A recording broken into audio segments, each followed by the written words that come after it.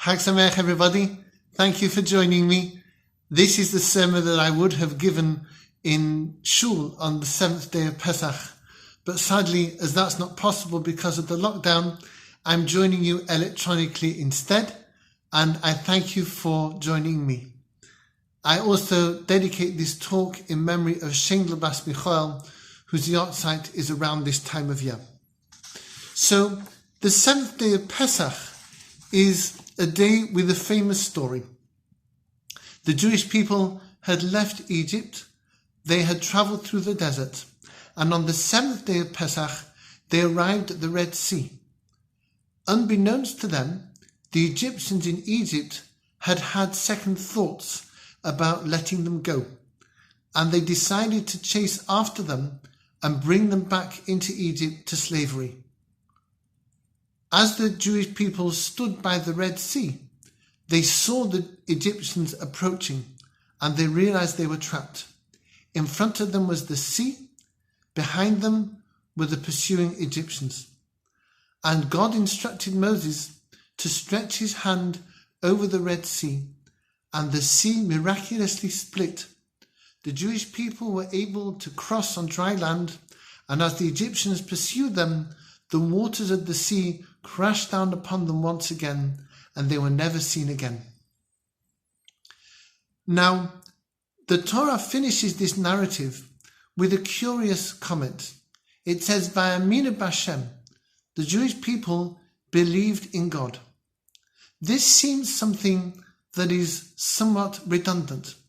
After all, when the Jewish people were in Egypt, and Moses showed them the signs that meant that he would be setting them free, the Torah narrative says, Vayamein ha'am, the people believed. They had already attained faith in God.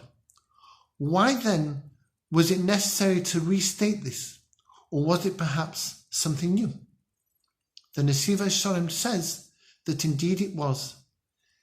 Initially, the Jewish people in Egypt had a faith in God that was only in their heads.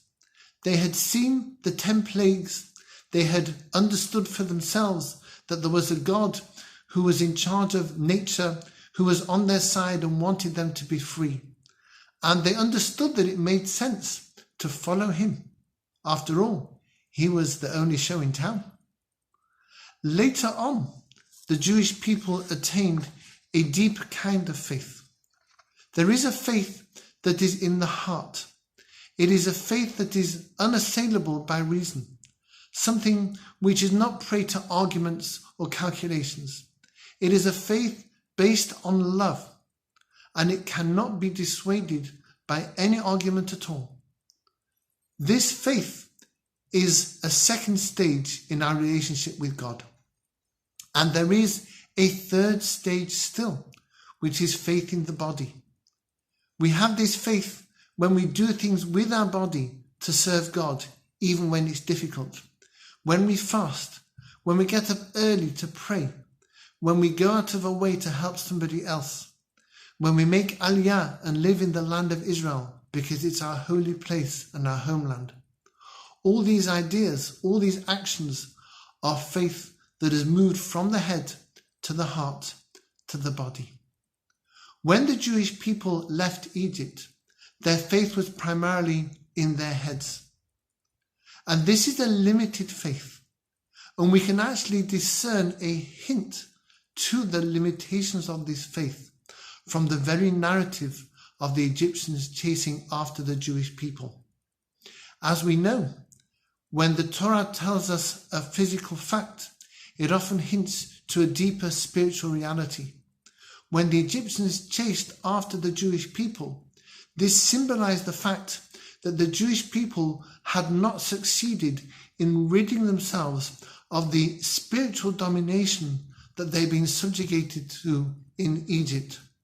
They felt still that the Egyptian way of seeing things, the raw physicality, the self-indulgence, the cruelty, the worship of power, all these things still held sway over the Jewish people's minds.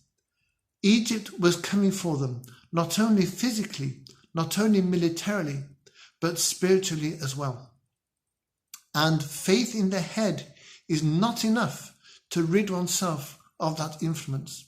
The Jewish people had to feel faith in their hearts and faith in their bodies.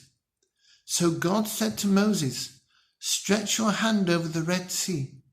Tell the Jewish people to walk into the water, and let's see how strong, how deeply rooted their faith is." The Jewish people passed that test magnificently.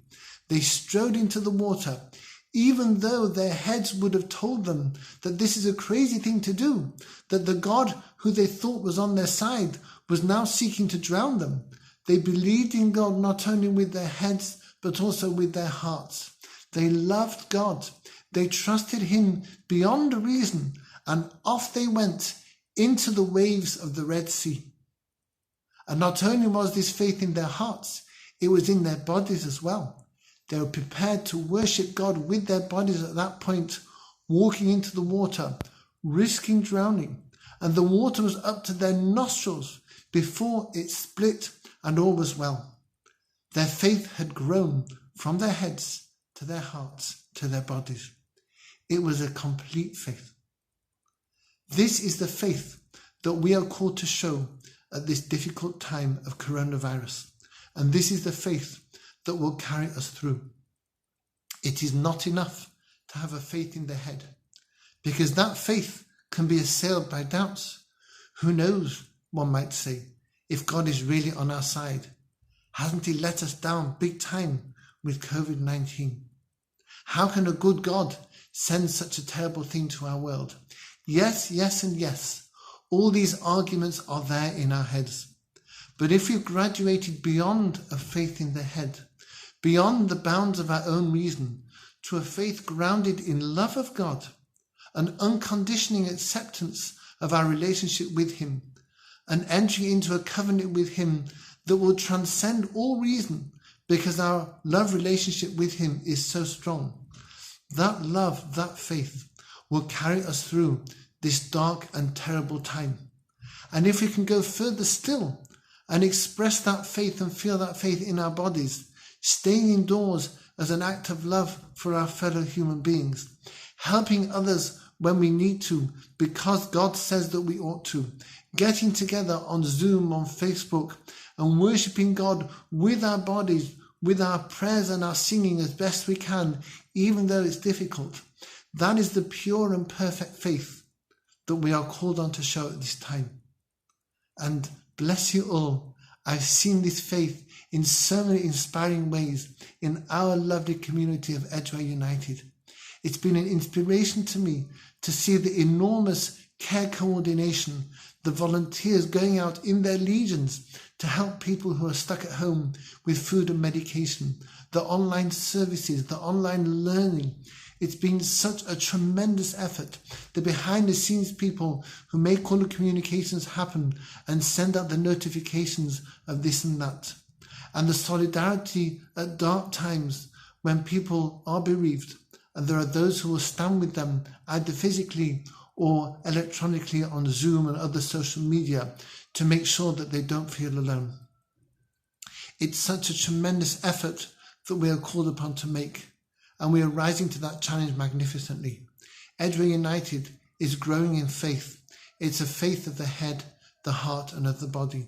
I salute you all and thank you for your wonderful effort at this hard time.